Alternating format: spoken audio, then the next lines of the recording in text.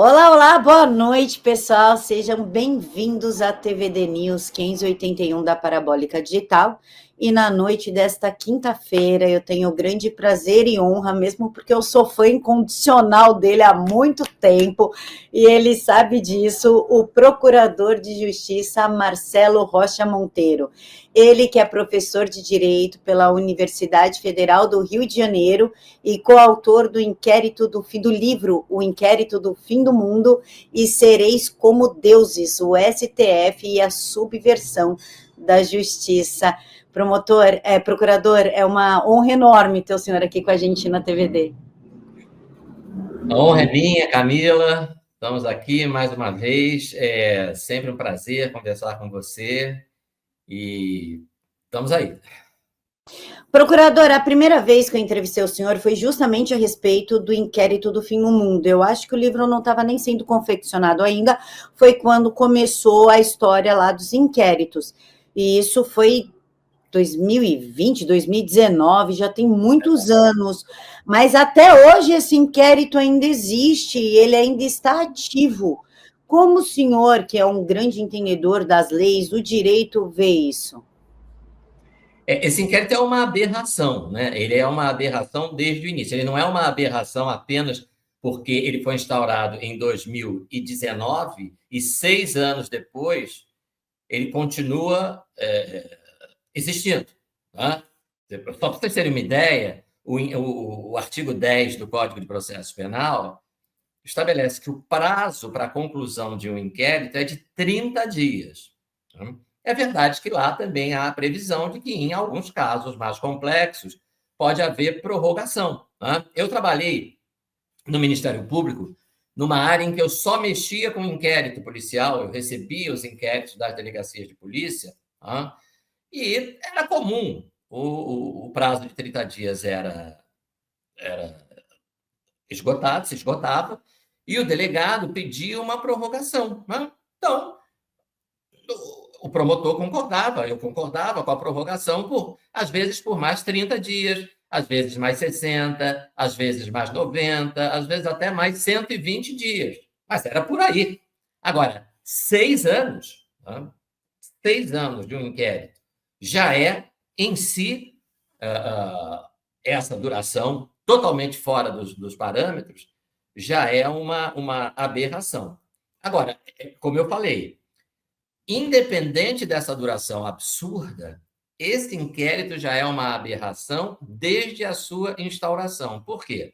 Porque nós trabalhamos com o que a gente chama em direito processual penal, né? Como você falou, eu sou professor de processo penal da Universidade do Estado, não é da Federal, é da Universidade do Estado do Rio de Janeiro. Tá? Sou professor lá há 30 e, sei lá, nem 37, 38 anos.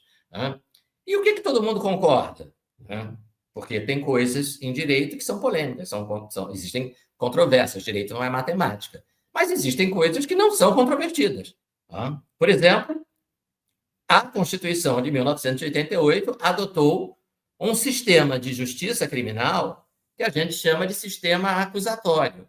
Qual é a característica do sistema acusatório? É a separação entre as funções, de um lado, persecutórias. Função persecutória é investigar o crime para descobrir quem foi que o praticou e, em seguida, processar essa pessoa.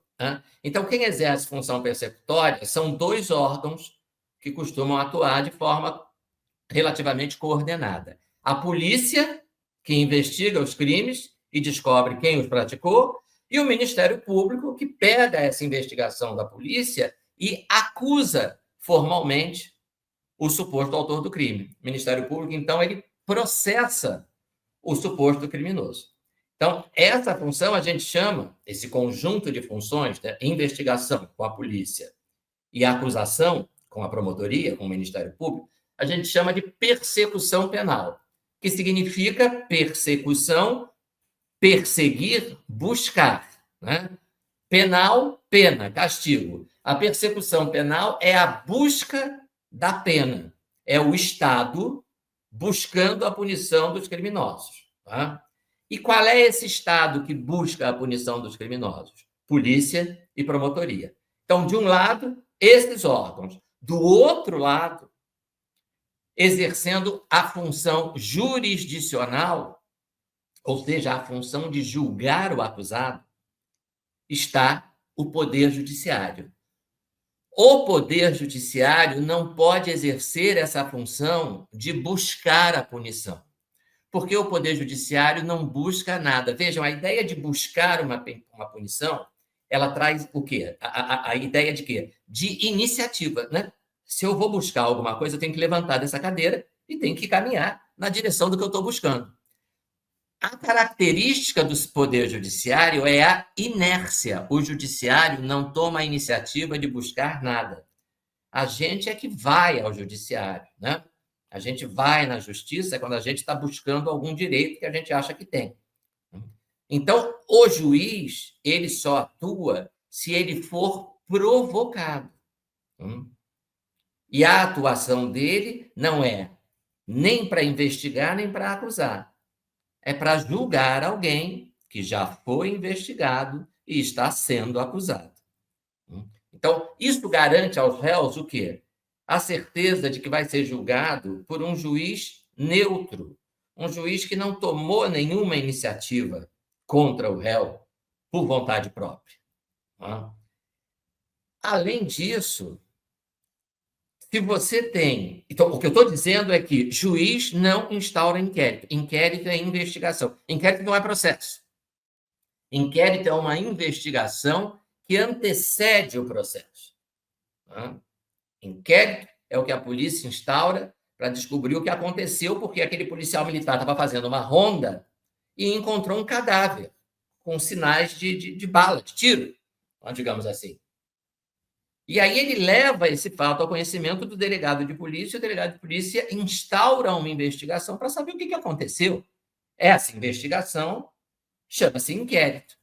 E aí o delegado descobre, né, nesse trabalho de investigação, que aquilo foi um homicídio, que o sujeito não se matou, alguém atirou nele. Alguém o matou, e aí o delegado, nesse trabalho de investigação, descobre que quem atirou naquele sujeito foi o fulano.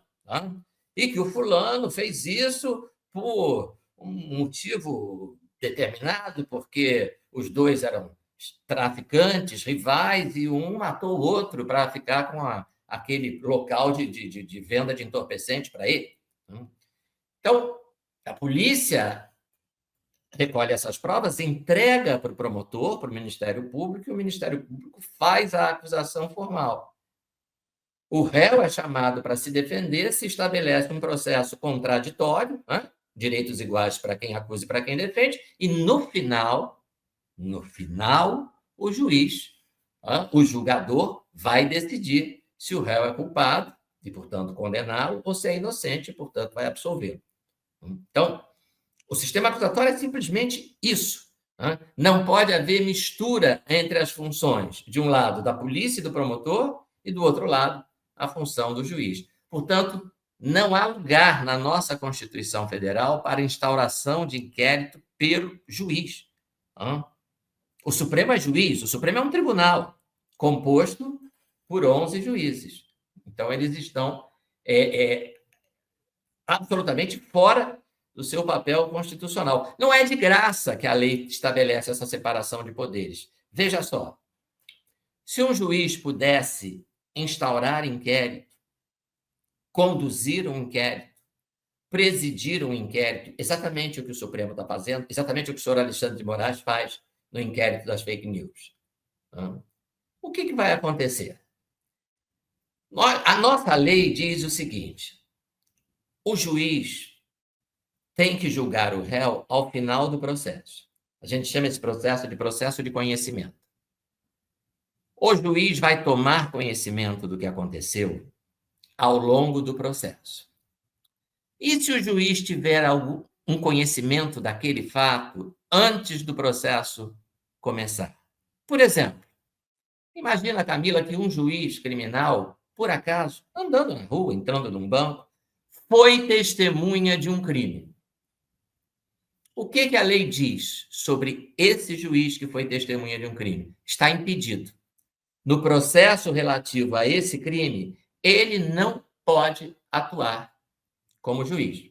Por quê? Porque ele foi testemunha, então ele já teria um conhecimento prévio, um pré-conhecimento, um pré-conceito, um pré-julgamento. E a lei não admite. Né?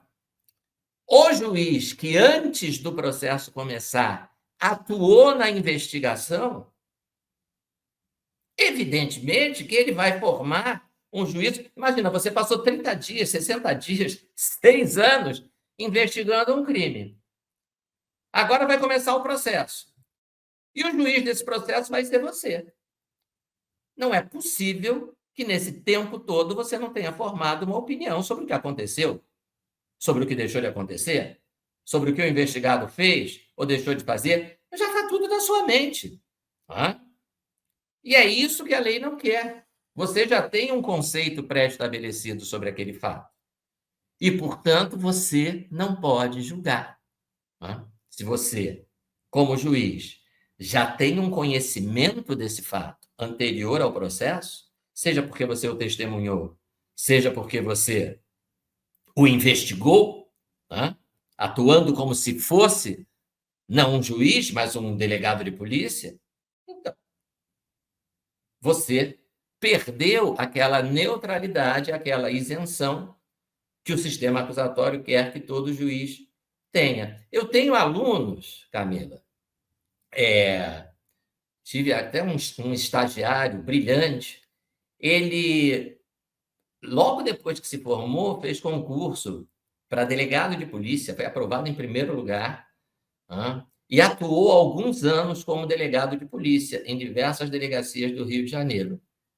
Há coisa de 2 ou 3 anos, eu recebi por um WhatsApp o convite dele para a posse dele como juiz. Ele havia passado no concurso para juiz aqui do Rio de Janeiro. E ele provavelmente vai atuar numa vara criminal. E, assim, existe uma chance altíssima de chegarem às mãos dele processos nos quais, quando ainda eram inquéritos, ele foi o delegado que conduziu a investigação. Isso acontece demais. Eu tenho muitos conhecidos que são juízes e, antes de serem juízes, eram delegados de polícia. O que a lei manda eles fazerem? Não, opa, esse processo não. Esse aqui eu vou passar para o meu substituto. Por quê? Porque fui eu que fiz a investigação. Então, eu já tenho uma visão prévia desse processo, já tenho um conceito pré-estabelecido.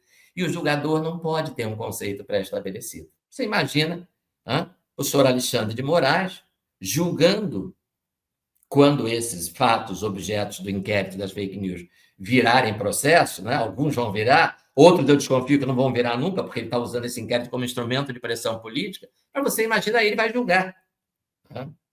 Ele já tem tudo na cabeça dele. Ele já tem toda uma visão desses fatos, desses crimes, etc., pré-concebida. Então, está tudo errado. É por isso que juiz não pode instaurar inquérito. É por isso que o Poder Judiciário não pode exercer função de investigação. É muito importante que o nosso público entenda isso. Investigação é algo que antecede o processo. A colher provas de um crime antes do processo, a gente chama de investigação. Quando o processo começa, essa produção de provas diante do juiz tem outro nome, não é investigação que a gente chama de instrução. Por quê? Vejam que os nomes não são gratuitos. Processo de conhecimento, instrução probatória. Por que chama instrução? Porque o juiz que vai julgar, ele não tem conhecimento dos fatos antes do processo. Quem não tem conhecimento e precisa tomar uma decisão, precisa ser o quê? Instruído. A gente instrui quem não conhece. Quem já conhece não precisa ser instruído. Se eu precisar falar chinês, eu vou ter que ser instruído sobre como falar chinês. Mas se eu tiver que falar português, eu não preciso ser instruído, porque eu já sei falar português. Então, a instrução é a atividade do processo que serve para que o juiz entenda, compreenda o que realmente aconteceu. Se foi o réu que praticou o crime, como diz o promotor, ou se não foi ele, como diz a defesa. Se ele já começa o processo sabendo o que aconteceu, a coisa toda perde sentido. Aí eu pergunto para o senhor, procurador, o Alexandre, eu sei que não pode falar na pessoa dele, porque senão dá ruim para a gente, mas o ministro indicado pelo Temer, ele subverteu a Constituição Federal? Sim, sim. O que o Supremo fez neste inquérito, e em outros também, tem também o tal inquérito das chamadas milícias digitais, né? Esses inquéritos representam uma subversão da Constituição.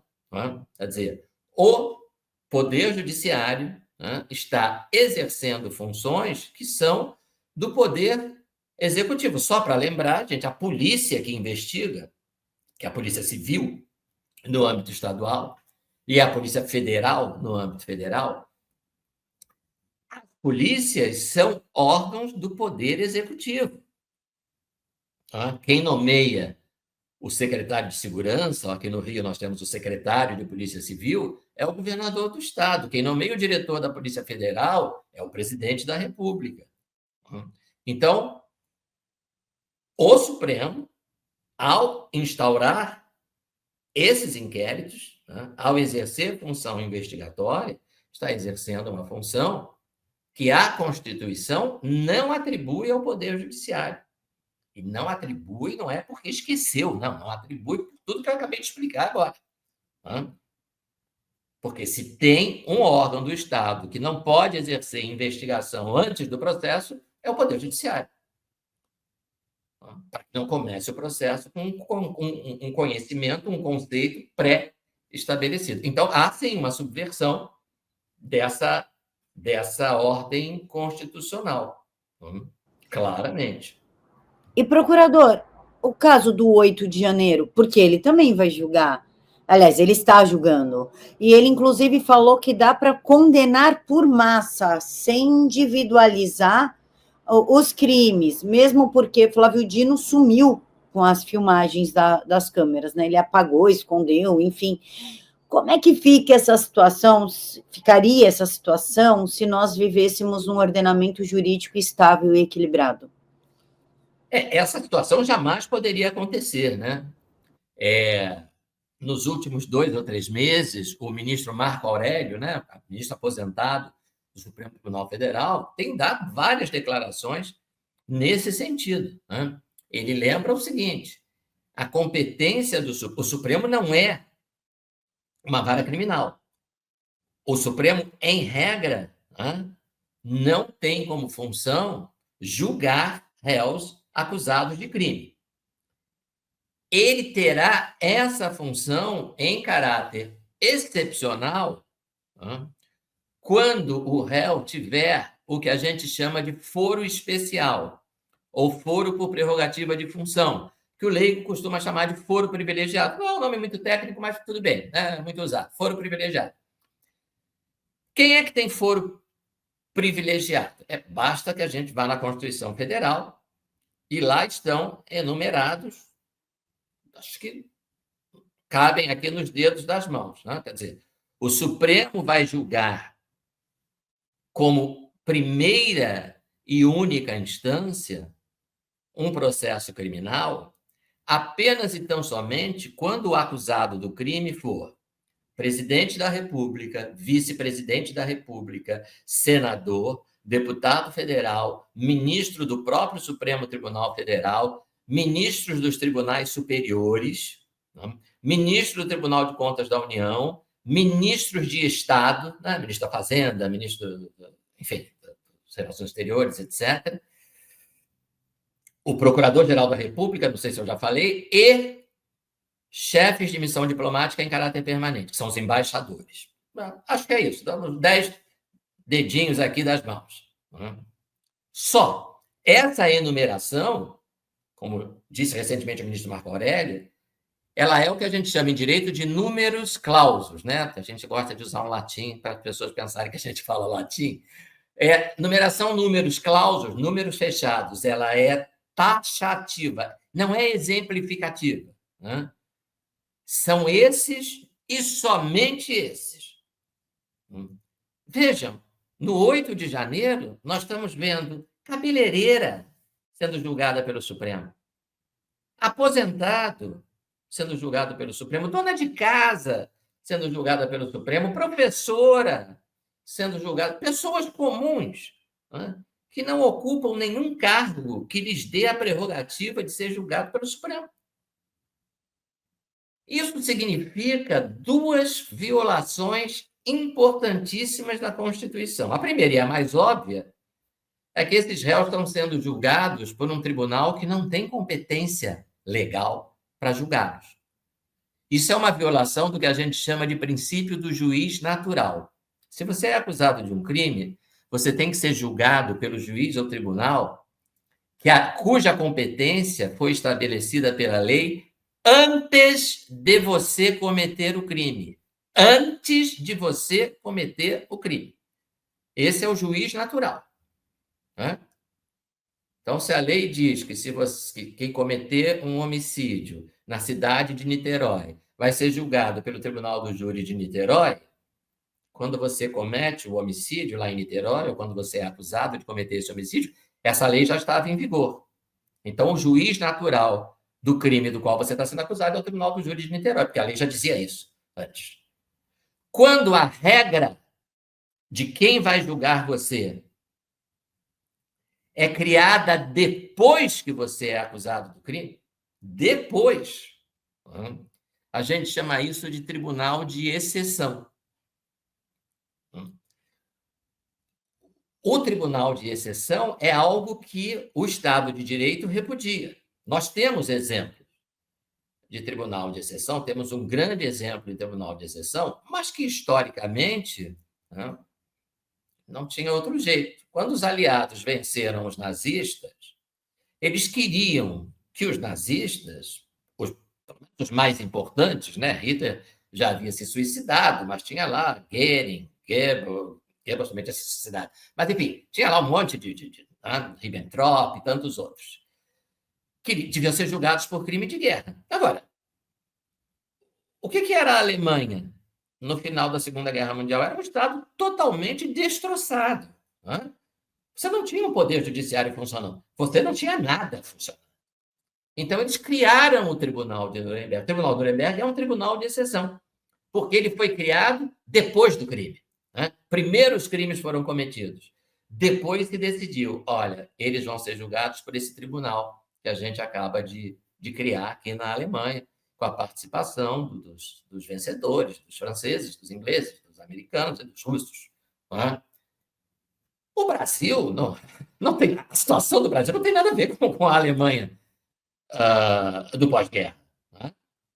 Nós temos um poder judiciário que está funcionando.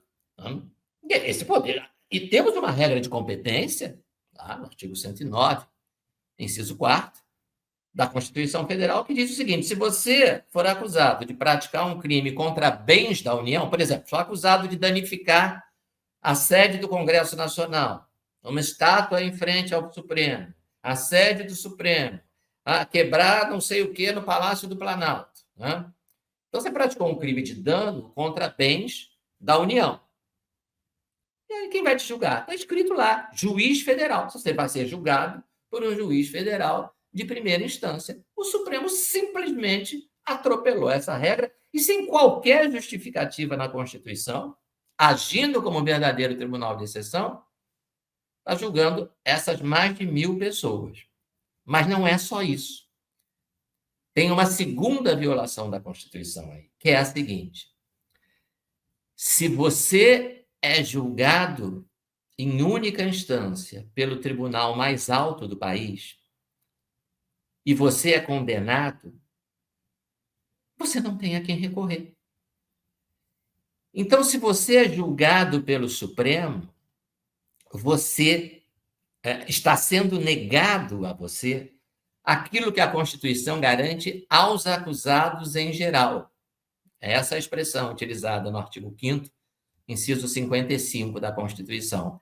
Aos acusados em geral é assegurada a ampla defesa, vírgula, com os meios e recursos a ela inerentes. A nossa Constituição considera que o direito de recorrer é inerente à garantia da ampla defesa. Todo acusado tem direito à ampla defesa. E é inerente à ampla defesa o direito de você recorrer se você acha que foi condenado injustamente na primeira instância. Bom, mas se você já começa sendo julgado no Supremo, você vai recorrer a quem? Ao Papa, né? Não adianta recorrer. Eu ontem dizia para os meus alunos, não adianta recorrer ao Papa, que ele está muito ocupado, está novo ainda no cargo, está se familiarizando. Né? Mas depois que ele estiver familiarizado, também não adianta recorrer ao Papa. Né? Você não tem a quem recorrer. Então, você está sendo subtraído de um direito que a Constituição assegura. Se você é uma cabeleireira, é julgada por um juiz de primeira instância, totalmente desequilibrado. E esse juiz te dá uma pena de 14 anos de cadeia porque você fez uma pichação com um batom. Você pode ter remédio para a sua situação. Você pode recorrer a um tribunal de segunda instância. O seu advogado pode dizer, desembargadores, né, que são os juízes de segunda instância, olha, esse juiz está completamente desequilibrado, olha o tamanho da pena, olha a desproporção, tá? Entre o que a minha cliente fez e a pena que... Então, eu vou pedir aos senhores, né, em grau de recurso, que diminuam essa pena. Pode até manter a condenação, mas não a 14 anos. Isso é crime para a cesta básica. Né? A pena aí é a cesta básica. Agora, se essa sem nenhuma justificativa, porque ela não é deputada, ela não é senadora, ela não é presidente da República, essa ré, sem qualquer justificativa, já começa sendo julgada pelo tribunal mais alto do país e pega uma pena absurda, né, como essa, ela não tem a quem recorrer. Então, é um absurdo atrás do outro. Procurador, e como é que fica também a questão da censura? Há quem diga que nós não estamos numa censura. Eu digo que estamos, talvez por ser de direita, talvez por sentir, talvez por ter sofrido busca e apreensão, por estar no inquérito das milícias digitais, né? Comecei no inquérito dos atos antidemocráticos, porque falei que seria importante tirar o poder concentrado em Brasília e colocar nos estados. Isso foi considerado um discurso antidemocrático. E estou agora no inquérito das milícias digitais. Então, eu sinto que o meu direito de expressão, inclusive para falar sobre anarcocapitalismo, ele é cerceado. Mas outras pessoas falam que não, que nós podemos falar. Como o senhor, na qualidade de procurador, vê esse cenário? É evidente que nós estamos vivendo um quadro de censura, né? E de censura prévia. Né? Censura prévia é algo vedado pela Constituição. No momento em que o ministro do Supremo determina que, por exemplo, o meu perfil numa rede social seja bloqueado, né? Estou proibido de fazer publicações. Uma coisa é eu fazer uma publicação, um post, emitir uma opinião, né? Num texto ou num vídeo. Alguém se sente ofendido com aquilo que eu falei, e esta pessoa, na condição de ofendida, procura um juiz e diz, olha, esse negócio que o Marcelo publicou tem que ser retirado, esse conteúdo tem que ser retirado porque ele me ofende. O que ele disse ali a meu respeito é uma calúnia, uma difamação, uma injúria, talvez. E aí o juiz me chama para que eu me defenda. Eu digo, não é calúnia, não é difamação, não é ofensivo, é apenas uma opinião. O juiz ouve os dois lados e aí dá razão. A outra parte diz, não, o Marcelo realmente ele se excedeu, ele foi ofensivo, então eu determino que este conteúdo seja retirado. Isso é possível. Quando você abusa da sua liberdade de expressão e ofende alguém, o judiciário pode, nesse conflito de interesses, mandar excluir aquilo que você postou. Primeiro você postou, primeiro você emitiu sua opinião. Depois, essa sua manifestação foi objeto de uma ação, de um processo com contraditório, você teve direito de se defender, mas o juiz considerou que realmente você se excedeu e a sua postagem tem que ser retirada. Não é nada disso que tem sido feito pelo ministro do Supremo Tribunal Federal. Ele diz o seguinte: este perfil está banido, esse perfil está suspenso, está bloqueado, qualquer eufemismo que eles usem, porque a palavra correta é censurado. Então, a partir dali, eu não posso postar mais nada. Ele está previamente me proibindo de emitir a minha opinião, sem saber, porque ele não é mágico, ele não tem bola de cristal, ele não pode adivinhar o que eu vou postar.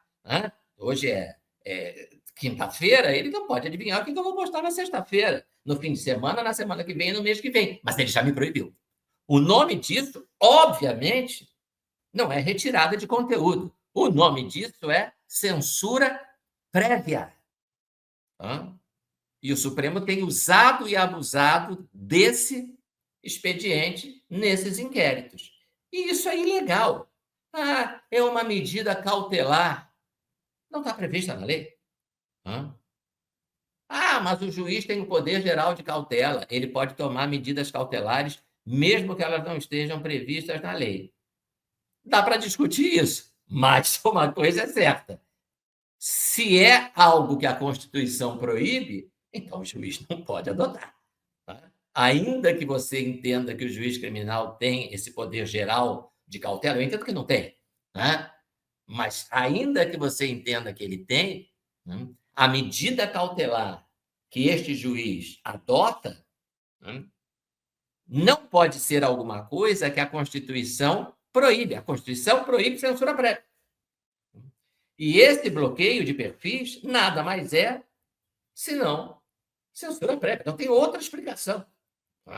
Tem gente que pensa, infelizmente, é um raciocínio tão tacanho, que uma medida desse tipo ela é censura quando ela é praticada por um general, por exemplo, durante um governo militar. Mas ela é praticada por um juiz, aí não é censura. Eu já ouvi esse tipo de bobagem de colega de bacharel em direito. Não é censura porque foi determinada pelo juiz. Não é censura prévia? O sujeito está de antemão me proibindo. Imagina, eu sou colunista de um jornal da mídia tradicional, vamos dizer. Aí o juiz diz, a partir de hoje, o jornal tal não pode mais publicar a coluna do jornalista fulano de tal. Isso, obviamente, constitui censura prévia. Se quem decidiu isso foi um general, ou foi um juiz, ou foi um ayatolá, ou foi um líder do Partido Comunista Chinês, não faz a menor diferença. O que isso caracteriza é censura prévia, medida no Brasil inconstitucional e, é claro, característica de regimes autoritários, alguns tão apreciados e elogiados pela turma que está no governo atualmente. Procurador, para eu poder fazer a minha pergunta, eu tenho que entender primeiro. Nós temos uma soberania nacional? Ela ainda existe? Sim. Quer dizer, está prevista na Constituição. O Brasil é um país soberano. Então, ela existe? Ela existe. Então, por que o senhor Barroso, e eu vou destacar aqui até o trecho para não acusarem a gente de fake news, esteve com os Estados Unidos e ainda falou que os Estados Unidos ajudou a manter, deram apoio à democracia brasileira, ou seja, os arroubos do Supremo, e ele diz, eu mesmo, como presidente do Tribunal Superior Eleitoral, estive como encarregado de negócios americanos, tive muitas vezes, mas em 3 vezes eu pedi declarações dos Estados Unidos de apoio à democracia brasileira. Uma delas, do próprio Departamento de Estado, revelou o juiz do STF durante um evento da LIDE em Nova York. No período, era o Joe Biden. E aqui, ele ainda se reuniu com o presidente da Suprema Corte dos Estados Unidos para falar sobre o STF. Isso não é uma interferência americana no país durante as eleições? Vocês imaginem se fosse o Bolsonaro, né, se reunindo com o presidente Trump, né, para evitar qualquer interferência nas eleições brasileiras. Seria um escândalo, né? E eu acusar o Bolsonaro de traição à pátria, né, de instigar uma potência estrangeira a intervir em assuntos internos, né? Tem uma parte aí que você não leu, mas ele disse assim, essa declaração é de uma infelicidade, né? Assim, não, os militares brasileiros, eles têm, eu não sei se ele usou a palavra medo, né? Não sei se você consegue voltar aí, mas os militares brasileiros, eles têm muita preocupação com os Estados Unidos. Assim como quem diz, eles ficaram quietinhos, porque eu fui falar lá com os americanos, né? Então eles acharam melhor ficar quietinhos. O que está implícito aí? Uma ameaça de intervenção, né? Olha, militares brasileiros, fiquem quietinhos, né? Não,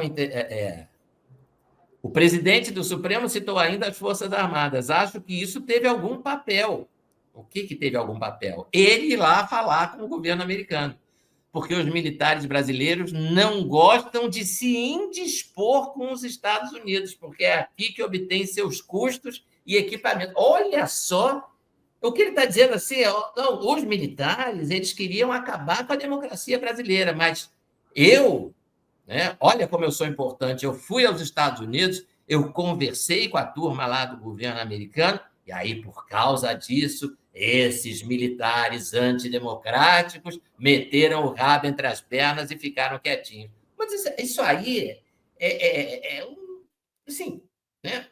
Isso aí dito por um político, tá? Por um ocupante de cargo eletivo, tá?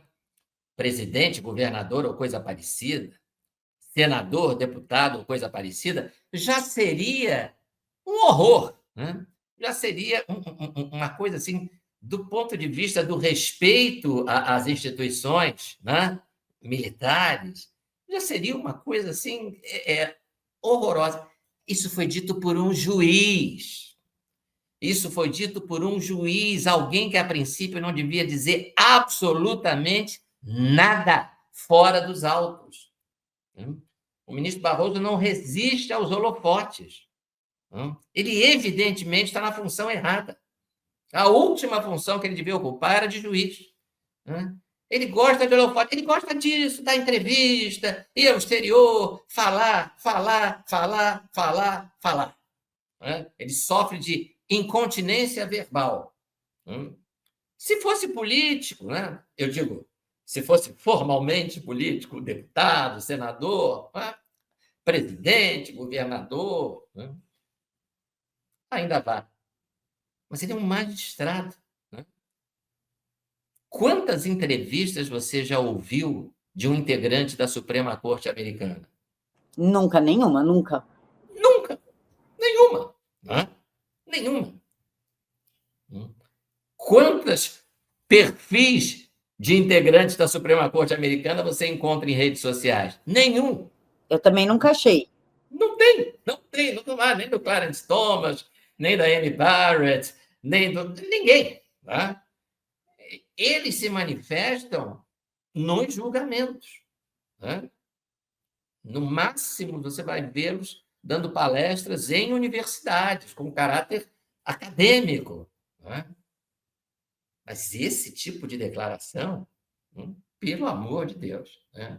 Então, é uma coisa absolutamente lamentável o que a gente assiste hoje no STF. Né? Eu digo com toda a tranquilidade que hoje nós temos a pior composição da história do Supremo Tribunal Federal. São pessoas ali que, infelizmente, não, o ministro Barroso é um exemplo disso. Tá? Ele não é a vocação dele não é essa, o negócio dele não é esse. Tá?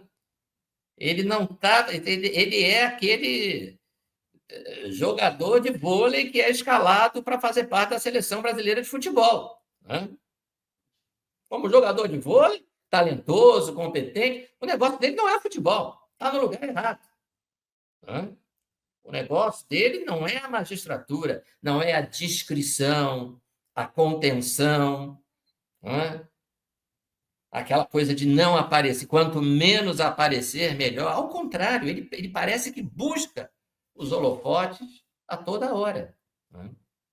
E isso, decididamente, não faz bem. Ele chegou ao ponto de fazer uma espécie de comício, no encontro da União Nacional dos Estudantes e dizer: nós derrotamos o bolsonarismo. Você já pensou, depois de uma final de campeonato entre Flamengo e Fluminense, o juiz dá uma entrevista, o Flamengo ganha, o juiz dá uma entrevista: nós derrotamos os tricolores.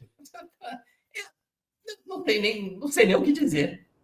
Isso eu não vou mentir que eu senti vergonha por ele, Barroso. Eu sou solidária à vergonha que tu passou. Ficou muito, muito feio. Ficou uma coisa muito juvenil, muito militante, 18 anos, sustentado pelo pai. Não é juiz. Não é postura de juiz. Está no lugar errado. Está no lugar errado. Mas, procurador, a PGR também não tem culpa nisso? Porque, inclusive, isso é uma notícia aqui, que a própria PGR pediu que o STF aceite queixa-crime de Gleisi Hoffmann, do PT, contra o Gustavo Gayer. Segundo o órgão, o deputado feriu de forma injusta a honra e a imagem da ministra e não está amparado pela imunidade parlamentar. Quando, na verdade, o Gayer criticou a fala do Lula, falando que escolheu uma mulher bonita para fazer ali as ligações ali no parlamento, discutir, convencer as pessoas no parlamento. Bonita, não sei, se é capaz também não sei, mas eu não vi ofensa. E aí o pessoal colocou isso como ofensa. A PGR não tem também uma parcela de responsabilidade em tudo isso? Veja, isso aí é um absurdo, eu não estou nem entrando no mérito se ofendeu ou não ofendeu. Mais uma vez, a Constituição está sendo atropelada. O artigo 53 da Constituição Federal dá aos deputados federais e senadores imunidade penal com relação a quaisquer, essa é a palavra que está no artigo 53, quaisquer palavras, opiniões e votos.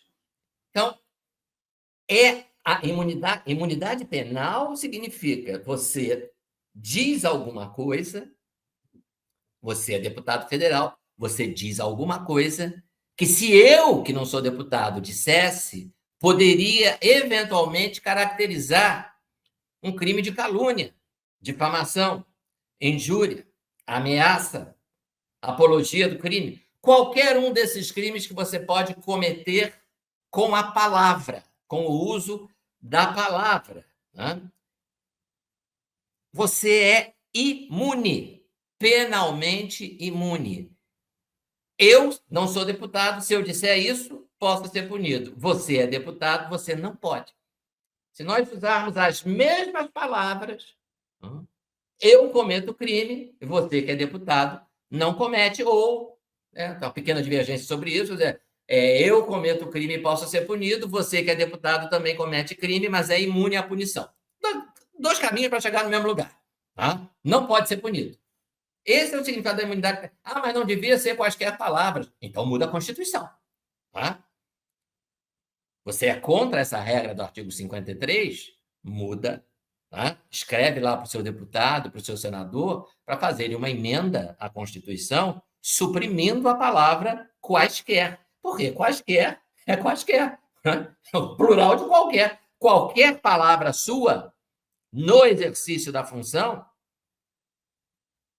tem imunidade, mesmo que na boca de outra pessoa ela caracterizasse crime. Quando eu vejo esse tipo de manchete, eu fico muito assustado. PGR entende que não está coberto pela imunidade.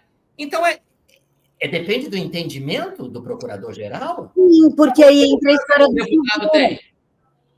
Olha a segurança. A segurança do Estado Democrático de Direito é que eu tenho que seguir a regra que a lei estabelece, e não o entendimento do doutor procurador-geral, que é diferente do entendimento do doutor juiz do Supremo, que é diferente do entendimento do doutor ministro do não sei o quê. Aí acabou, né? Aí não, acabou. O americano diz que, em vez de rule of law, é rule of people. Né? Em vez de ser o império da lei, é o império das pessoas. Você tem que fazer o que é certo. Tá bom, mas o que é certo? É o que a lei diz que é certo? Não, é o que o procurador-geral acha que é certo. Né? É o que o ministro supremo acha que é certo. Bom, aí complicou, né? Mas aí como é que fica o caso do Silveira? Porque o caso do Silveira, Daniel Silveira, não abriu precedente para a PGR excluir, mesmo que não de forma legal, mesmo que não alterando a Constituição, a palavra quaisquer, porque ele era federal quando ele fez o que fez. Um dia eu vou montar um curso, né, de direito processual penal errado, né? E o meu roteiro vai ser o processo Daniel Silveira, né? Ele reúne ali quase todas as ilegalidades que você possa imaginar, né? Quer dizer, a violação do artigo 53, porque ele era um deputado federal no exercício da função, né? Ele emitiu palavras, você pode não concordar com as palavras que ele emitiu, não importa. Ele é deputado no exercício da função, ele pode dizer o que quiser. Ele está ali falando, criticando, é o parlamentar, criticando juízes do STF. Então, isso é política. Ele não está falando do síndico do prédio dele, esse síndico do meu prédio é um vagabundo. Aí não tem imunidade. Porque aí não é o deputado federal que está falando. É o morador do condomínio, que faz um vídeo dizendo: o meu síndico não vale nada, está roubando o dinheiro do condomínio. Aí não tem imunidade parlamentar, porque você não é o parlamentar ali, você não está agindo como parlamentar. Mas se você está falando sobre política, se você está falando da Gleisi, está falando do Lula, está falando do Fachin, e você é parlamentar, você está no exercício da função. Você não precisa nem estar fisicamente dentro do Congresso Nacional. Mas você está atuando como parlamentar, então você tem a imunidade para te proteger. E isso foi atropelado. Depois teve uma prisão em flagrante que, sinceramente, seria cômica se não fosse trágica. Então, o sujeito posta um vídeo num dia e um dia depois, 2 dias depois, ele é preso em flagrante. Mas flagrante é quem está cometendo crime. Aí diz o ministro, mas o vídeo continua circulando. Então, é o flagrante perpétuo.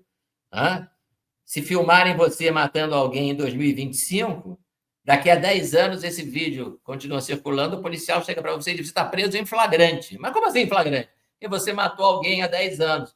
Há 10 anos não é flagrante. Posso até ser processado, posso até ser preso preventivamente. Mas aí tem que ser uma ordem do juiz. Agora, um policial me dá voz de prisão em flagrante só na hora em que eu estou praticando o crime. Não, mas tem um vídeo seu cometendo esse crime e ele continua circulando. Então, enquanto ele continuar na internet, você está em situação de flagrante. Isso aí, Camila, se um estudante de direito escreve isso numa prova, ele está reprovado. Isso é uma barbaridade. Isso não. Ele está confundindo o cometimento do crime com o registro do crime.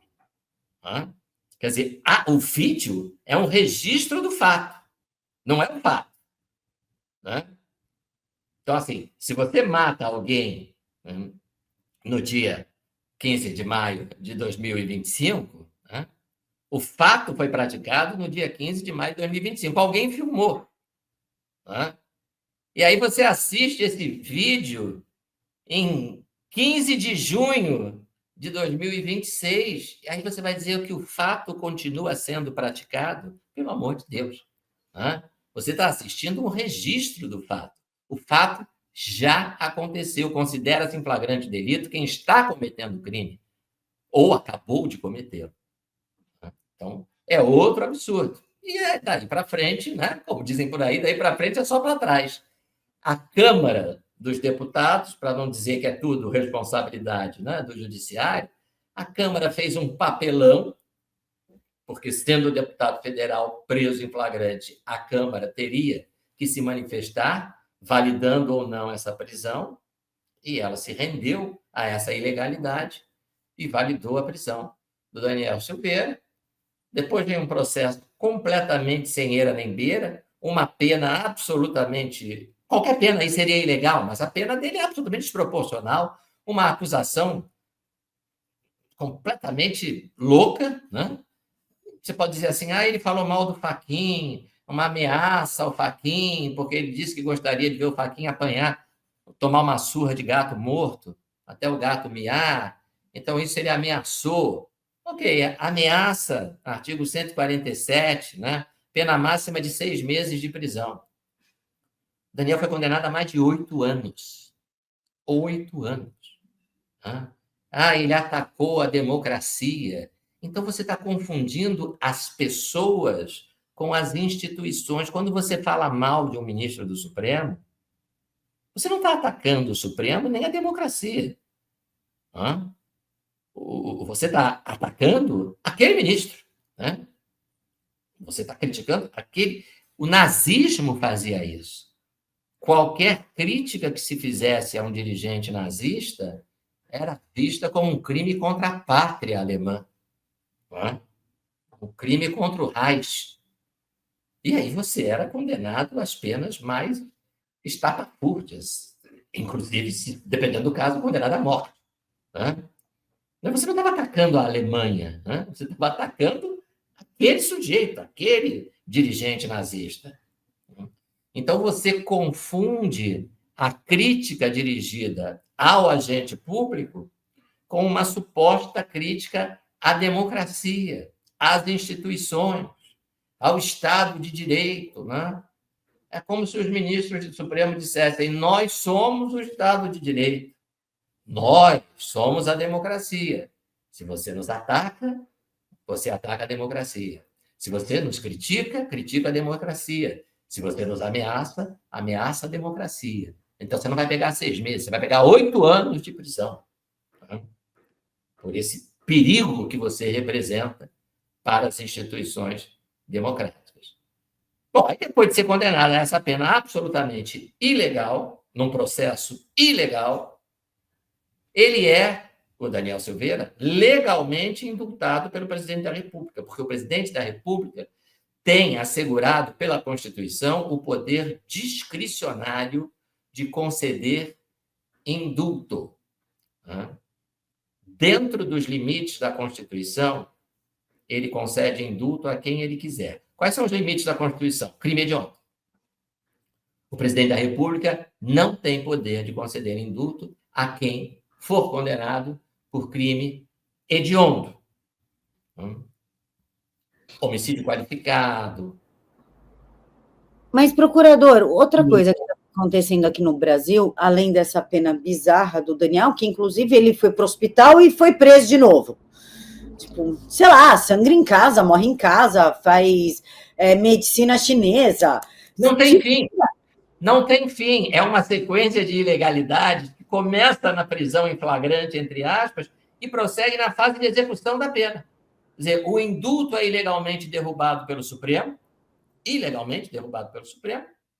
começa a cumprir pena, cumpre o tempo necessário para a progressão de regime é concedida de uma forma totalmente distorcida, depois de ter sido negada antes. Aí ele vai para o livramento condicional, precisa ir ao hospital, e o livramento é revogado, porque ele não cumpriu o horário, né? Como se existisse horário para o sujeito ficar doente. Né? É um rigor, Camila, que eu nunca vi ser aplicado a traficante, a assaltante.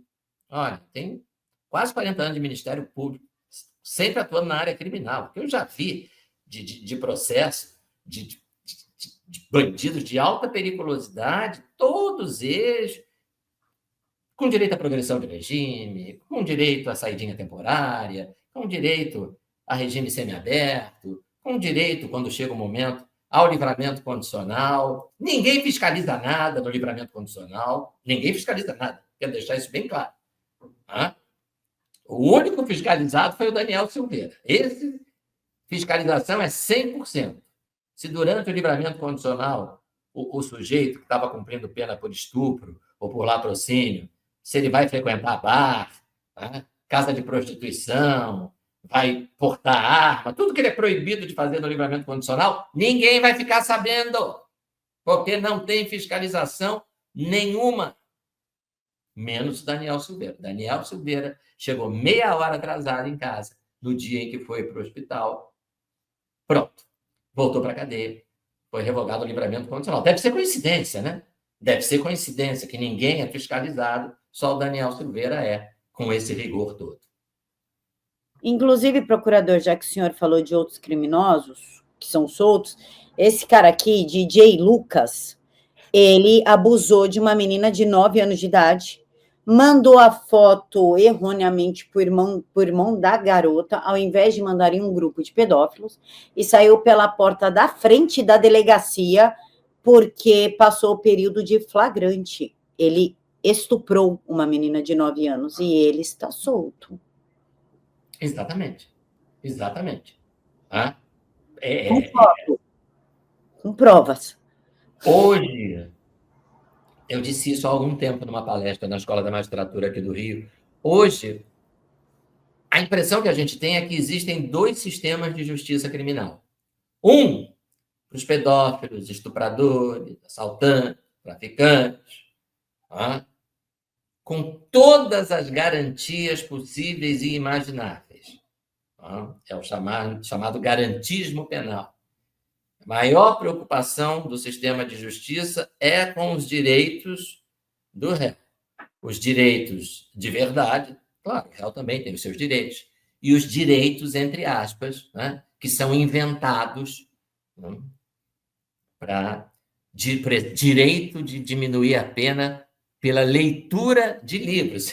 Imagina que beleza! Né? Você vai pegar um livro lá na biblioteca da penitenciária, vai pegar um livro bem grosso, e daqui a 2 dias ou 3 ele diz, já li, né? Eu quero um desconto de não sei quantos dias de pena. Como é que você vai saber se ele leu ou não? Então, de vez em quando você vê, de vez em quando não, de vez em sempre, né? Esta invenção, né, de supostos direitos para essa turma aí barra pesada. Então, esse é um sistema de justiça, é um dos sistemas de justiça que o Brasil tem, porque parece que tem 2. Para esse pessoal, todos os direitos.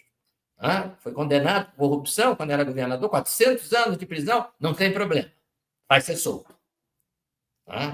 Foi condenado, era dono lá da empresa de carne, os 2 irmãos foram condenados a pagar 10 bilhões, porque confessaram os crimes lá na Lava Jato, não tem problema, tem uma decisão agora dizendo que não precisa pagar mais nada. Agora, e o outro sistema é para o Daniel Silveira, é para a Débora do Batom, é para os manifestantes do 8 de janeiro. Esses não têm direito a nada. Então, se é deputado, não tem direito à imunidade penal, que o artigo 53 prevê para os parlamentares. Se está sendo processada junto com mais 1.500 réus, não tem direito à individualização de conduta, que é o básico, né? Eu estou sendo processada com mais 1.000 pessoas? Tá bom, mas eu fiz o quê? O que eu fiz? Qual é a minha... Não, estava todo mundo ali no bolo. Estava todo mundo ali no bolo, não. Porque senão eu vou assistir um jogo de futebol, tem 50.000 pessoas dentro do estádio, começa um quebra-quebra, um tumulto, acaba morrendo uma pessoa, e eu vou ser condenado por homicídio. Mas o que eu tenho a ver com esse homicídio? Estava todo mundo ali no bolo. Isso é um absurdo. Eu vi traficante ser absolvido pelo STJ com o seguinte argumento, que ele é do Comando Vermelho, eles, 2 rapazes, que eles são do Comando Vermelho, não há dúvida. Mas a promotoria não individualizou a conduta, não disse o que é que eles fazem dentro do Comando Vermelho. Estão absolvidos. É por isso que o Brasil é um narco-estado. É o paraíso dos bandidos, é o paraíso de quem é errado e é muito ruim para quem é certo. Inclusive, procurador, eu gostaria de saber a sua visão, já estamos caminhando para o final, sobre essa história do INSS. Na visão de procurador, como é que fica essa história toda, excluindo a CPMI, que a gente sabe que CPMI é circo, é palco para eleição, é corte de rede social. Agora, juridicamente falando, já que parece que o Alexandre de Moraes não se preocupa muito quando as coisas acontecem no governo Lula, como é que fica essa história do INSS? A sociedade que vai ter que pagar por algo que eles roubaram, eles não vão ter que devolver, os sindicatos não vão ter que devolver? Juridicamente, eles teriam que devolver, né? Essas entidades criminosas beneficiadas por esse escândalo, né? Que é roubar, né? Roubar, entre aspas, o dinheiro dos velhinhos, dos aposentados, de pessoas, muitas delas humildes, sem instrução, que não têm condição, né? A malandragem é tirar um pouquinho de cada uma, né? Porque aí ela não nota, ela não repara, ela não tem condição de acompanhar isso, tá?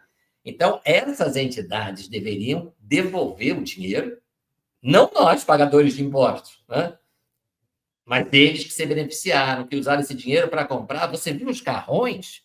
Você viu os carros de luxo que esses pilantras compraram? Como diz, tem Ferrari, tem Porsche, tem BMW, né? Então, tem que pegar isso tudo, né? E fazer com que eles devolvam. Tira a casa deles, tira o carro, tira tudo. Tá? Agora, eu sou muito pessimista. Estou falando juridicamente, o que tinha que acontecer é isso e irem todos para a cadeia. Agora, sendo realista, no país que a gente vive, aquilo que eu acabei de falar, parece que são dois sistemas de justiça criminal. Um faz tudo para prender e o outro faz tudo para soltar. Tá? Infelizmente, esses vagabundos do INSS, que a gente sabe que não estão ali por acaso, né? Alguém os nomeou. Então, eles têm os amigos certos no poder. Então, para eles, funciona aquele sistema de justiça criminal que faz tudo para soltar. Né? Ou, no caso deles, pelo que a gente está vendo, que faz tudo para nem prender. Não é nem prender e soltar, não. É nem prender, porque ninguém está falando em prisão. Eu não vejo movimentação. A única movimentação que eu vejo é a CPMI, mas eu estou falando, a CPMI não tem, né, o poder de mandar ninguém para a cadeia. Talvez seja bom para dar nome aos bois, né? Para, pelo menos politicamente, nós, eleitores, né, no ano que vem, esse aí, né, é do partido que é amigo dos pobres, não é? Mas que estava roubando os velhinhos aposentados. Agora, em termos de processo criminal, eu sou muito cético. Lamento dizer isso, né? Mas o que eu posso fazer? O que a gente tem visto nesses últimos anos, né? Lula condenado por corrupção na presidência da República. Sérgio Cabral condenado por corrupção há mais de 400 anos, solto gravando vídeo com dica para o fim de semana. Joefa e o Hélio Batista condenados por corrupção, não vão ter que pagar mais nada. Palocci, solto. Zé Dirceu, solto. Então, infelizmente, eu acho que não dá para ser muito otimista. Procurador, como o senhor vê, inclusive, a declaração de um delegado da Polícia Federal falando que o Frei Chico, irmão do Lula, eu acho que nem Frei é de verdade, eu não sei. Não, é só apelido. É só apelido. Não tinha nada a ver com a história do INSS, sendo que o maior montante foi justamente para o sindicato dele, inclusive o INSS dispensou a exigência de biometria para o sindicato do irmão do Lula. A Polícia Federal, algumas pessoas da Polícia Federal, lógico que não todas, tem muita gente honesta lá dentro, muito, muito policial certo, que inclusive combate tráfico infantil, abuso sexual, enfim, são pessoas que trabalham seriamente, mas essa banda da Federal não está meio que trocando os pés pelas mãos, se metendo onde não devia? Pois é, né? Não, tem que tomar cuidado para não confundir com polícia do PT, né? Quer dizer, o sujeito fez concurso para a Polícia Federal, né? Não é para a polícia do PT, para a polícia do STF, para a polícia do Alexandre de Moraes, né? Então, é muito preocupante você ver esse tipo de declaração, né? Então, será que alguém acha que é coincidência que o principal sindicato beneficiado por essa roubalheira é o sindicato do qual o irmão do Lula é vice-presidente? Então, chega a ser cômico, né? Você ouvir de alguns petistas, não, a culpa disso tudo é do Bolsonaro. Quer dizer que o Bolsonaro armou um esquema de fraude para beneficiar o irmão do Lula. Armou um esquema de fraude para beneficiar sindicatos, associações notoriamente ligados à esquerda. Tá? Então, pelo amor de Deus, né? Na verdade, hoje a gente está sabendo que o Bolsonaro baixou medida provisória tentando coibir esse tipo de fraude, e essa medida foi derrubada pelo Congresso Nacional com o voto dos partidos de esquerda em geral e do PT em particular. Né? Então, nós sabemos quem facilitou essas fraudes todas. Agora, seria interessante eles explicarem por que vocês votaram assim. Né? A medida exigia que uma vez por ano o velhinho lá, o aposentado pensionista, renovasse a autorização, né? Ele teria que dizer, não, olha, é de verdade, pode descontar sim. Né? E eles explicaram, não precisa, não precisa disso. Não precisa renovar só uma vez a cada 3 anos. Aí depois mudaram até isso, não precisa renovar mais nada. Né? Então, para o fraudador, né? Ele só precisa praticar a fraude uma vez. Ele pratica ali a fraude, né? Faz de conta que o aposentado autorizou e aquela autorização vai valer por 1, 2, 3, 4, 5, 6, 7, 8, 9, 10 anos, até o fim. E isso é produto do trabalho do PT, da bancada do PT, no Congresso Nacional. É tão interessante essa história deles jogarem no colo do Bolsonaro, que quem não queria CPMI era justamente eles. Eles queriam proteger o Bolsonaro. Olha que confuso. É, muita cara de pau, né? É confuso. Procurador, o senhor gostaria de falar alguma coisa que eu deixei de perguntar, que passou batido? Quer deixar algum recado para o pessoal? Olha, não, só quero dizer que as decepções são muitas, as ilegalidades são muitas, mas a gente não pode desistir, né? Eu já ouvi de aluno na faculdade, dureza você ouvir isso, né? Professor, faz sentido estudar direito no Brasil de hoje, né? Em que o direito, para usar uma frase dita pelo ministro Marco Aurélio, que eu já citei antes, né? Em fevereiro, ele, numa entrevista, não lembro a quem, ele disse: o direito não existe mais, o Supremo faz o que acha que deve fazer. Você imagina essa frase dita por um cidadão que até outro dia era ministro do Supremo Tribunal Federal. A gravidade disso, né? E aí, vale a pena estudar direito numa situação dessas? E a minha resposta é: vale a pena sim. Né? A gente tem que conhecer o que o direito estabelece, o que a lei estabelece, o que a Constituição estabelece, até para poder perceber e apontar o dedo para todos esses indivíduos que rasgam a Constituição todo dia, que violam a lei todo dia, que dão um péssimo exemplo para todos os brasileiros. Então, a gente não pode desistir de denunciar, de criticar, de acompanhar isso tudo. A gente não pode perder a esperança de que um dia essa gente saia das posições de poder e a gente volte a ter a esperança que a gente já teve por um breve período, né? Mas que a gente volte a ter a esperança de um Brasil melhor, de um Brasil mais sério, de um Brasil governado por pessoas que têm compromisso com o bem público e não o compromisso de acumular bens no seu patrimônio pessoal. Procurador, eu quero agradecer imensamente a presença do senhor. Eu sou tua fã há muito... Antes de sair teu livro, entendeu? Antes das pessoas começarem a te assediar por entrevistas, eu já acompanhava o senhor, já adorava o senhor. Então, eu quero agradecer a sua disponibilidade hoje. Eu que agradeço, Camila. Sempre um prazer falar com você. Um grande abraço para você e para o seu público. Obrigada, procurador. E, pessoal, a gente se encontra aqui amanhã, sexta-feira, neste mesmo canal e neste mesmo horário. Fiquem todos com Deus e até mais.